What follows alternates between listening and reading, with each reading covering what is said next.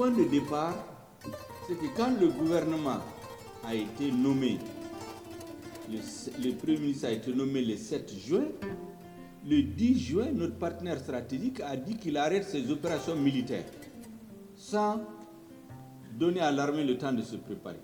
Du jour au lendemain, vous avez un accord militaire entre vous.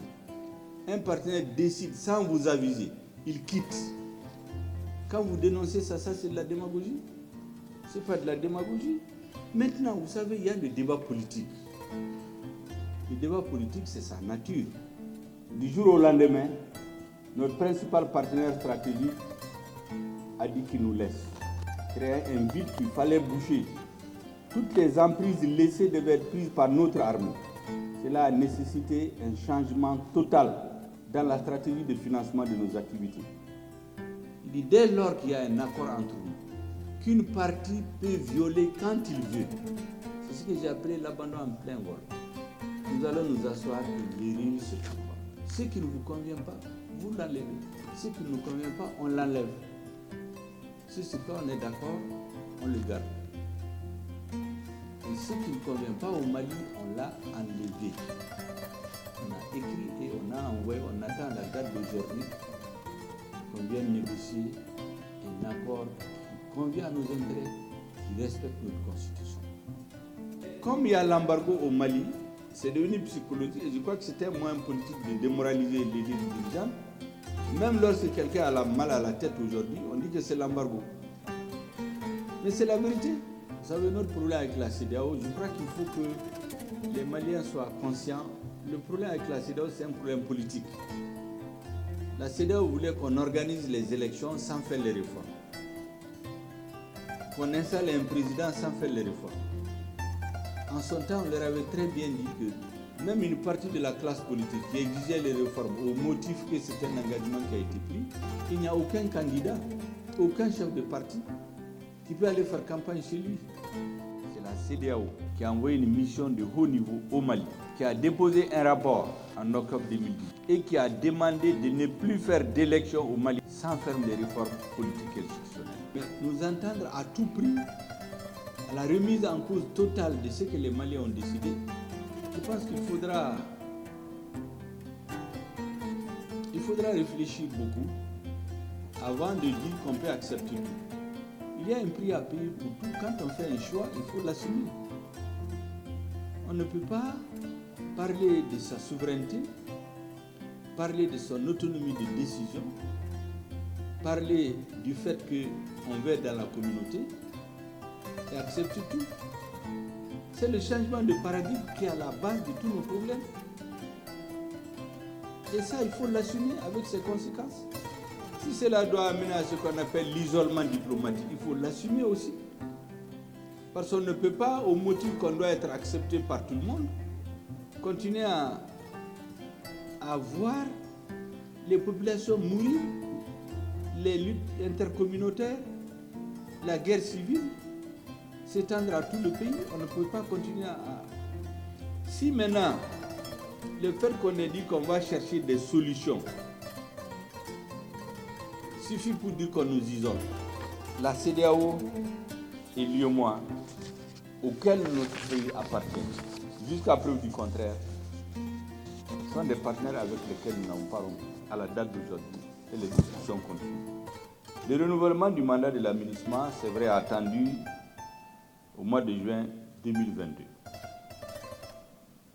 Bien qu'il ne faut pas s'attendre à un changement notable de son mandat, certains pays contributeurs de troupes laissent entendre qu'ils vont réévaluer le niveau de leur participation en raison du retrait de la force Barkhane.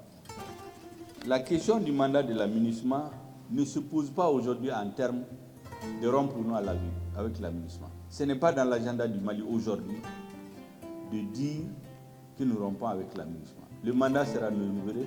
Nous en dirons ce que nous pensons. Et comme on était pris par les débats avec la CEDEAO, avec nos partenaires extérieurs, les appuis sur le plan financier, la population a eu le sentiment que ce dossier ne bouge pas. Je vous rendrai compte tout de suite de l'ensemble de ces dossiers qui sont nouveaux.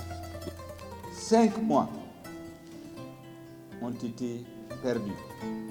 Nous avons espéré de semaine en semaine, trouver un accord avec la CEDEAO pour rentrer dans une procédure d'accélération. Mais depuis quelque temps, nous avons décidé de dérouler notre plan d'action, notre programme sur les 24 mois. À partir du 20, dès que le décret a été signé, nous allons dérouler dans les semaines à venir le programme sur les 24 mois. Les discussions vont continuer. Nous avons perdu, entre guillemets, 3 mois de discussion et aujourd'hui nous avons décidé de ne plus attendre. À partir de cet instant, nous engageons le processus de mise en œuvre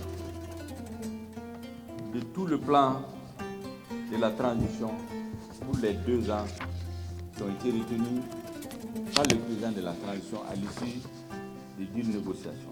La carte d'identité nationale biométrique. Je dois dire que la carte nationale d'identité biométrique sécurisée CEDEAO est un document commun de l'ensemble des États membres de l'organisation régionale avec des spécificités techniques conformes aux recommandations de l'Organisation de l'aviation civile internationale en matière de documents d'identité et de voyage. Le Mali a signé ses engagements et afin de permettre une participation massive aux prochaines élections, la première mise à disposition de la carte d'identité biométrique sécurisée CEDEAO sera gratuite pour les citoyens et à la charge de l'État. Cependant, tout renouvellement sera payant. À date, il est prévu de le renouveler à 5 000 francs. Cette carte a une validité de 5 ans. Il va d'office remplacer la carte MINA. Peut, au-delà de sa fonction d'identification, servir à l'authentification des électeurs pour les prochaines élections. Cette dernière fonction sera mise en œuvre de concert avec les structures chargées de l'organisation des prochaines élections. Il y a des étapes dans la construction de l'État qu'il faut aborder avec beaucoup de discernement. Nous avons déjà créé une monnaie. Il faut tirer les conséquences des raisons de sortie de cette monnaie. On a créé la monnaie en 1962. On a signé les accords franco-maliens en février 1967. On dit qu'on retourne au CFA dans 5 ans, donc en 1972. Il faut s'interroger sur les raisons. 1. Deuxièmement, si on décide de créer notre monnaie, on doit le faire. Je pense qu'on ne doit pas le faire dans la situation de tension tout de suite avec la CEDEAO. On sort de cette crise, on construit un État solide. Et si le peuple malien le décide, il le décidera. Si on le fait tout de suite, ça c'est mon avis, on n'a pas discuté avec le président, je vous donne mon avis personnel. Ce n'est pas un débat qui est au niveau du gouvernement. S'il est posé, on vous avisera. Mais je me dis qu'il faut tirer les leçons aussi de pourquoi on a créé notre monnaie, pourquoi on l'a laissé retourner au franc CFA. Il faut intégrer tous ces éléments, plus d'autres données peut-être que je n'ai pas actuellement. La même chose pour la question du blocage de l'exportation de l'or. C'est des questions auxquelles, à chaud, je ne peux pas donner des réponses qualifiées. Ça peut être juste des exégèses que je peux faire, mais ce n'est pas des réponses qualifiées, ni des positions du gouvernement.